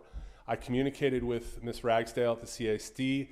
She was unsure if they could deliver a program, A, because there hasn't been a release of community pools, and B, we may be required to do more cleanings of the facility if it's being used by a number of people at the pool. So at this time, I believe we cannot release use of the pool for a community swim program until we're given further direction from the county. Thank you. I'm assuming the CSD will get back to us if they have a proposal on what their pool use might look like this year. Yes, Ms. Ragsdale has asked for some direction of what the requirements would be for them to use the pool. My intent is to send the directives from the County Public Health when we receive them. Thank you. Further discussion by the board? Well, was it understood by the CSD that there would be increased fees to them due to cleaning? That the need for an increased level of cleaning and more often? Yes, ma'am, there was. She did understand that, and that was definitely a delimiter to being able to start the program. And we were running out of time. We're getting close to July. That's almost half done the time that they would normally be running the pool. So. Yeah.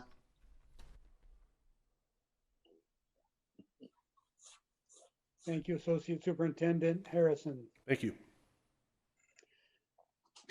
Item B, in-person board meetings. I asked the superintendent to keep this on the agenda until we go back to in-person board meetings. I have nothing to add to. I agree with what we've spoke to in the past, that we continue, as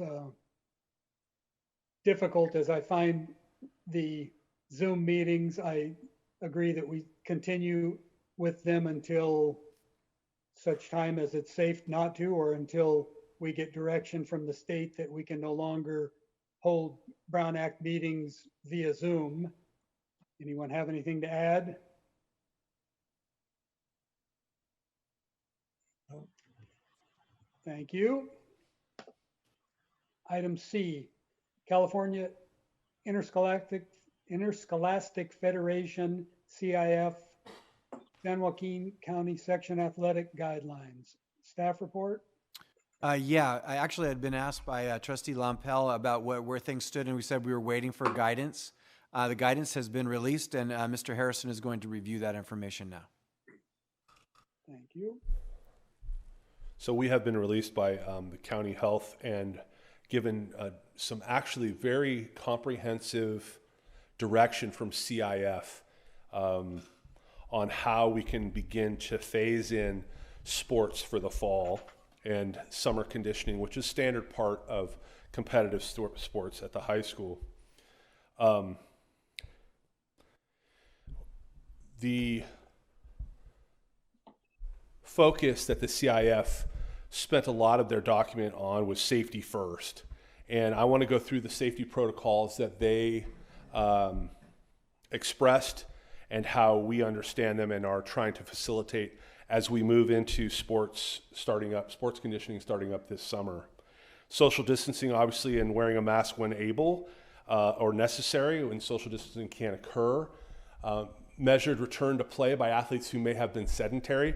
We've got to be careful going back into training for these athletes who may have been at home and not doing any physical activity. So we have to be more cognizant than usual on how we return to physical activity. We're going to have strategic grouping. Player and coach cohorts will work together when it comes to conditioning, and they'll stay in those groups over time for safety. No ball drills in this first part of the phased response. No high fives, chest bumps, fist bumps, none of that stuff where you would break social distancing. Any equipment needs to be cleaned before and after use. And when they talk about equipment, like things in the weight room, they need to be cleaned before and after use. If you're using any implements out on a field, they need to be cleaned before and after use, and you can't have multiple people using an implement at the same time. There's no sharing of water bottles, towels, sports equipment, etc. Personal cleaning is right after practice. You go home and clean because there's no use of the locker rooms. So you need to go home and go straight to the shower if you've been working out with a sport. Obviously, we're going to follow all the local county guidelines as we move through this process of coming back to sport. So we've changed some of our processes when it comes to what is required for parents and athletes to participate in sport. We made some addendums to the coach's handbook. Those addendums included additional waivers and directions added to home campus for students for enrollment. We have communicated with all coaches' expectations, and there is a coaches meeting this week where all coaches are going to meet in person with our athletic director and our principal to go over expectations and requirements. That'll include the additions to the coaches' handbook and the additions and expectations for students to enroll in home campus. Home campus is a tool we use for students to fill out their sports packet. So we've added some waivers and some directions to the sport packets, of which parents have to sign off on before their children participate. Coaches will interview each athlete prior to every workout. And this is something that the CIF put out, that the coach is responsible for asking each athlete, do they have any symptoms related to COVID-19? They have a checklist that they're following that has been provided by the district. They will have a Google Doc that they have to denote every single day that they've done this with every single student. That'll be tracked by the athletic director and the principal at the high school. We're going to continue to press the idea of respiratory hygiene, sneezing into your arm, and keeping the distancing. We're going to really focus on acclimatization and measured return to activity. That is the message for the day from the athletic director and the principal and from LUSD. We don't want kids to hurt themselves by going too hard, too fast when they've been sedentary. So the CIF has implemented a phased approach. Now, CIF has a phase 1 and a phase 2. We don't want to confuse these with the phases of California returning to normalcy that our governor puts out. These are the CIF specific phases for coming back to sports. So right now we're in CIF phase 1, which, as I've mentioned, we're going to have small cohort groups of athletes from 5 to 10 participating in the summer conditioning. This will be focused on skill development, conditioning, acclimatization, weight training. And when you have groups in the weight training room, they need to be cohort groups that work in different areas of the weight training room, and then they cleanse and then move on. No protective equipment is allowed. No shared implements and no locker room use, as I mentioned before. Now, when we move into CIF Phase 2, which this will be not only guidelines from CIF, but from the county health department, we could have modified team practice, larger groupings of up to 50 outdoors. Gym sports will have smaller strategic groups. And when I say strategic groups, I mean groups, cohorted groups that stay together. Ball handling will be allowed. Impact drills will be allowed with some changes to the specs. Some protective equipment will be allowed. Limited sharing of implements will still occur. And obviously a physical waiver will occur for the fall for athletes that are participating in sports. And that physical waiver will be only if the athlete received a physical the prior year and had a doctor's note on file the prior year, or a well child checkup the prior year. And that is only a 30-day physical waiver from the start of the sports activity from CIF. Thank you. Any questions? Yeah, the phased approach, are there benchmarks that must be met before moving from phase to phase? Is there a date associated with it? How are they going to decide when phase 2 begins? The first step is the county health official, Dr. Maggie Park, started the ball rolling last Friday when she approved the first of 6 of the 12 buckets of phase 3. And number 5 in that was schools can open and school programs can open. So that's step 1. So I'm a little curious about the physical waiver. Why would they get a physical waiver? So they have to have a physical by the time they start the actual fall sport. The problem that I think they foresee is getting into a doctor to get an actual physical. So that's why. Okay, that makes sense. Yeah, that's why they've done the 30-day. But you have to have something from the prior season, so from the prior school year.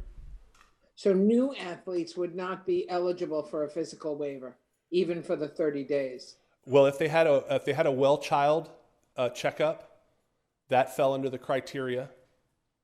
Okay. Okay. So the interview that the coach will do with the kids, does that? I mean, interview tells me that it doesn't really include taking their temperature. It does not.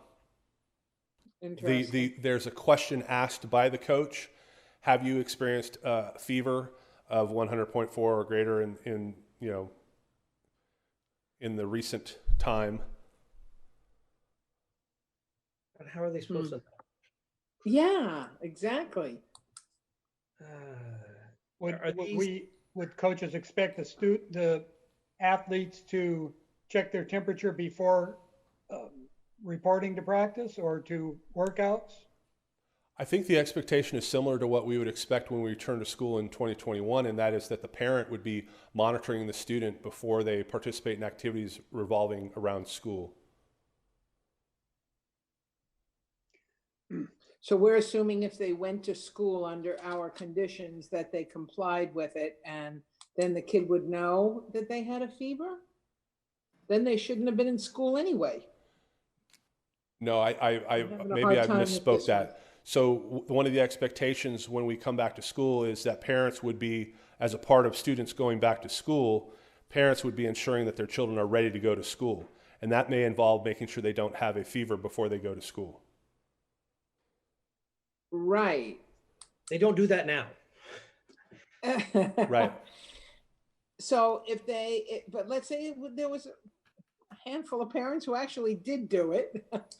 I honestly can't see parents taking their kids' temperatures every morning.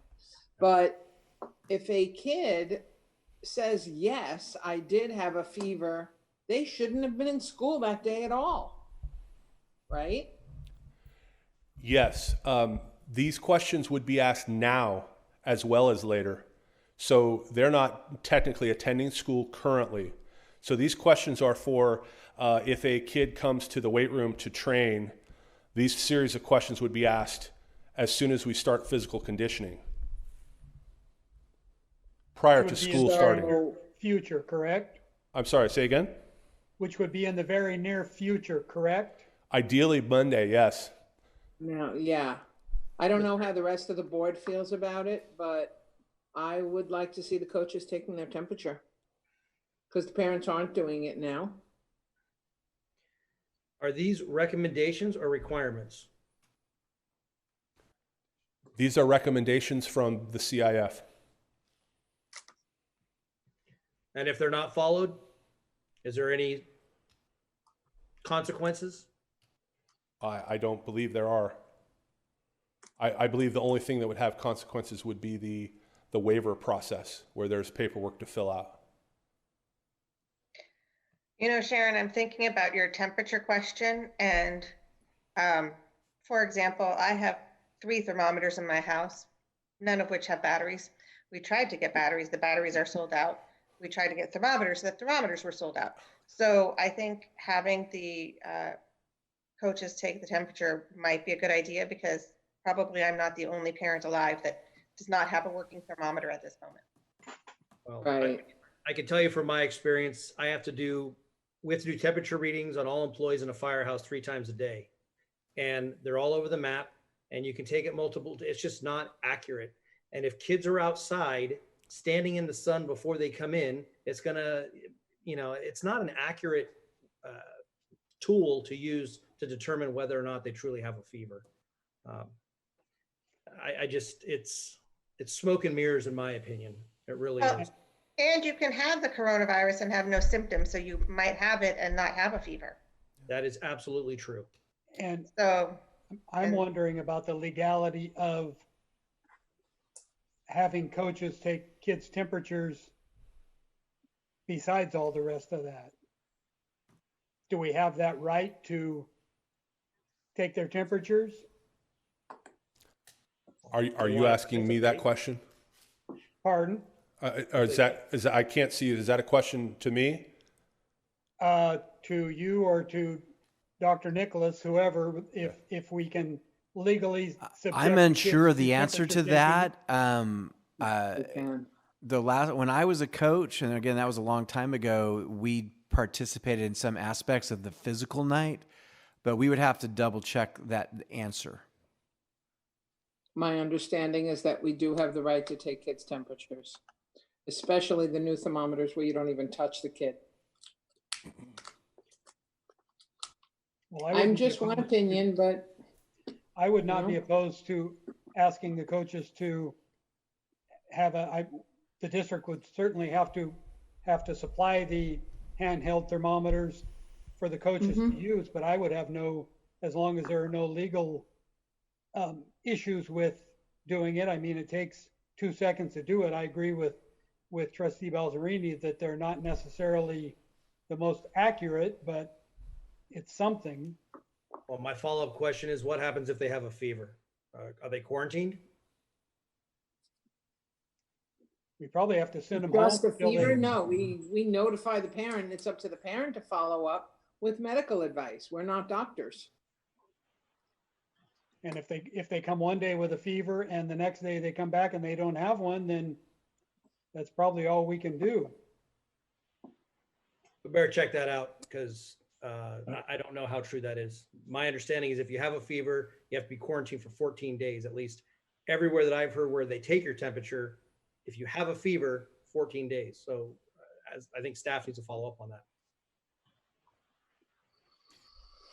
Okay, so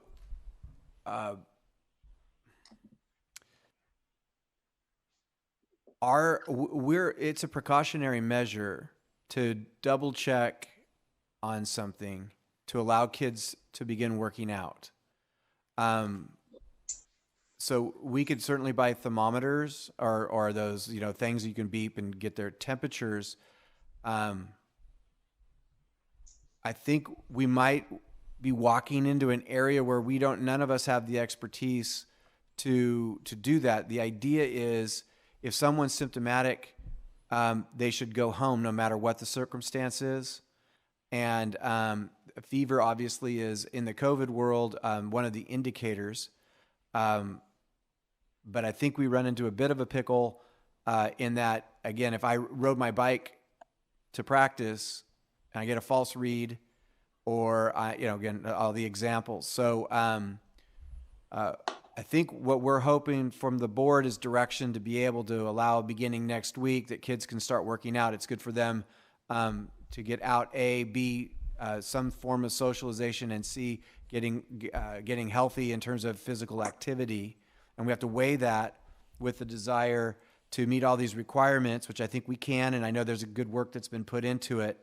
I don't know with teenagers who are getting to a practice in the middle of summer are gonna. I don't know. I'm concerned that the temperature thing might create some false sense of kids are sick when they're not. But again, we'll take the direction Then from the why board. ask the question? I think it would be I think the question's being driven by, have you been sick in the last couple of days, or were you sick yesterday with a temperature that was confirmed? That would change the dynamic. Then it would be you need to go home until you're not having a temperature. Is different than every day you show up, we're going to take your temperature, and if it's up, you're gone. I think those two. Again, I'll follow the direction of the board, but I think those are two different things. Just a question. I'm assuming that if we're following the direction of the county health and asking kids to stay home if they have a temperature over, from school that is, if they have a temperature over 100.4, if they do, then are we asking them to stay home for 2 weeks? Or are we asking them to stay home until their temperature subsides? Yeah. So so in the guidelines, okay, how do I say this? Well, when you actually open the CIF guidelines on the pre-workout screening, it says that all coaches and students will be screened, blah, blah, blah, blah. Any person with positive symptoms reported should not be allowed to participate, should self-isolate, and contact their primary care provider or other healthcare professional. Written medical clearance will be required to return to activity. So then once they fail the questionnaire screening, then they need a doctor's note to be readmitted to workouts. That's how I read it. I'm not saying that that's what we have to do. I'm just saying that's how I read the guidance. I think that's good guidance. I mean, we can send them home and say, you need to go see your doctor. If the doctor says, oh my goodness, you have, sinusitis, that's why you have a fever. Then the doctor says, here, take some amoxicillin, come back, you can go to practice in 3 days. We're not doctors. So that makes sense to me. And the only thing I could add is the doctor who's in charge of COVID for the county approved opening up programs such as sports under the guidance that's been given by the CIF, and she's living this 24/7. And I didn't read all of the recommendations for opening the schools back up, which I understand is been okayed in the phase that we're in. Those guidelines do not ask schools to check the temperatures of every student upon showing up for school. Is that correct? That's correct. That is correct. Then I can see no reason why we should subject athletes to any different screening than other students. No, because the phase that we're in, schools were still closed. No, the county okayed schools to open back up. Isn't that correct, Dr. Nicholas? That is correct. County Health opened the door for any school to open, so a private school or whatever right now, as of last Friday. Obviously, most schools are out, public schools are out because it's summer, but that is true. On Friday, it became okay for schools and school programs to reopen. I for one, am fine with the district proceeding under the guidelines that they proposed. I concur. Me too. Ditto. I just wanted on record that I think it would be smarter to take their temperature. that what teenager is going to tell you, yes, I had a fever yesterday, but I want to be here with my buddies. So. Well, I think that we should make sure that our coaches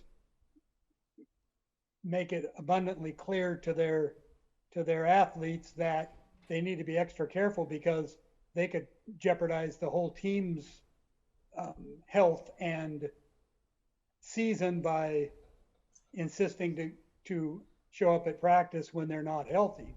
And their own health. And their families. Yes. And their families. I'm anticipating a resurgence, and I'm functioning with a lot of caution. That's just where I am right now with all of this. I think we've done such a good job keeping the numbers as low as possible that I don't want to throw caution out and then see things get much worse.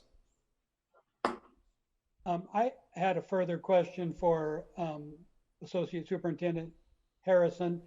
You have 2 phases here. Are there a third or fourth phase where competition resumes, or is that as far as the CIF has gotten at this point? That's as far as the document goes at this point. I would assume by reading their document that once we exit phase 2, we enter into competition. And to value add, and it's gotten kind of funky, is we are officially in phase 3 for the societal opening. But instead of going in big chunks, it's kind of piecemealing out. So in phase 3, professional sports with no crowds is in phase 3, but that's not being allowed yet. And phase 4 would be full on rock concerts, sporting events with big crowds and such.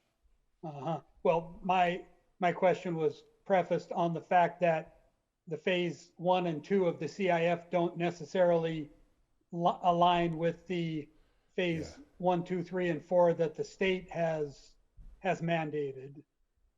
You are correct, and we had a discussion about how confusing that is that they use the word phase instead of something different for CIF. Yeah, would have been better if they had said level 1, level 2, or some other verbiage, but they didn't. Further questions or comments by the board on the CIF guidelines? Well, just specifically for the district, what sports are we going to be starting coming back for working out? Go ahead. So commonly it's fall sports, but you would also have baseball players doing some summer, throwing the ball and some hitting. The CIF documents has criteria for literally all sports for off-season participation, what they can and cannot do, or should and should not do, I should say. But activities like golf and tennis, who do, we have the list right here, Mr. Harrison. You're doing that by memory. So it's cross country, track and field, swimming, golf, tennis, badminton, volleyball, boys and girls lacrosse, soccer, baseball, softball, gymnastics, field hockey, football, wrestling, competitive, cheerleading, basketball, and water polo are the listed sports. What are we specifically bringing back? Are we going to open up to everybody? I guess that's the sports that traditionally have summer conditioning, that's who this would be opening up to. Okay. So some sports don't have an organized summer conditioning. Many do. I'm just trying to figure out numbers, that's all. How many we're talking about. We don't even know how many are going to participate, based on parent approval as well. So we don't have an idea at this point. Very good, thank you. So correct me if I'm wrong, in the PowerPoint, it said that there wouldn't be any ball use yet. So I don't understand the comment about baseball coming in and hitting the ball around a little bit. The baseball team, they could do coach pitch and hit the ball. They use a giant bucket of balls when they do that and bring the balls back and start fresh and sanitize the balls after each use. Okay. I mean, it's crazy. I mean, you can't play catch with a football. You can hit a tennis ball. You can hit a birdie for badminton. There's all sorts of different. Mr. Harrison, it's called a shuttlecock. I'm sorry, a shuttlecock. My apologies. I didn't know the nomenclature. Again, I go back to my original statement. This is just completely unreasonable, but it is what it is. Well, as you're well aware, we are oftentimes requested to do things that are unreasonable. So there's that. Further discussion? Thank you, Mr. Harrison. Thank you. Moving on to calendar. Monday, June 29th is the special virtual governing board meeting at 5:30 p.m. via Zoom. Wednesday, July 15th is the next virtual governing board meeting at 7 p.m. also via Zoom.